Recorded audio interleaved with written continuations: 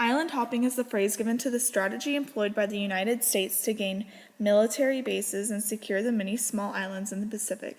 The attack was led by General Douglas MacArthur, commander of the Allied forces in the Southwest Pacific, and Admiral Chester W. Nimitz, commander-in-chief of the Pacific Fleet. The U.S. troops targeted the islands that were not as strongly defended by the Japanese. They took control of those islands and quickly constructed landing strips and small military bases. They then proceeded to attack other islands from the bases they had established. Slowly, the U.S. Army moved closer to Japan, taking control of many of the surrounding islands. MacArthur met with Admiral William Halsey, and the two devised a plan. On April 26, 1942, they laid out the plan, a two-pronged offensive codenamed Cartwheel.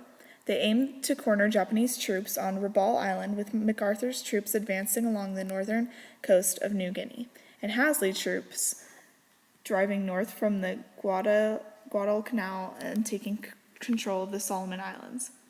In February 1945, U.S. troops invaded Iwo Jima, the first American landing on Japanese territory. It was a bloody fight that lasted 36 days and cost the U.S. 6,381 men. Nearly 20,000 Japanese soldiers perished. In April came the invasion of Okinawa, the bloodiest battle of the war in the Pacific, which the Japanese launched massive kamikaze attacks on the U.S. invasion fleet. The island hopping strategy was very costly. The U.S. soldiers were not used to the guerrilla style of fighting, and the Japanese had the advantage of controlling many of the islands. Further, many U.S. soldiers succumbed to illnesses such as malaria, dysentery, and skin fungus.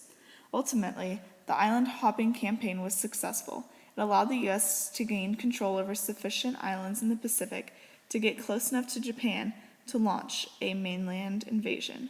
However, the island hopping took a long time and was very costly. Even after war was close to ending in Europe, it appeared that the war might continue indefinitely in the Pacific.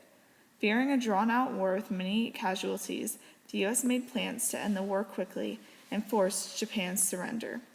They achieved this with the world's first atomic bombs.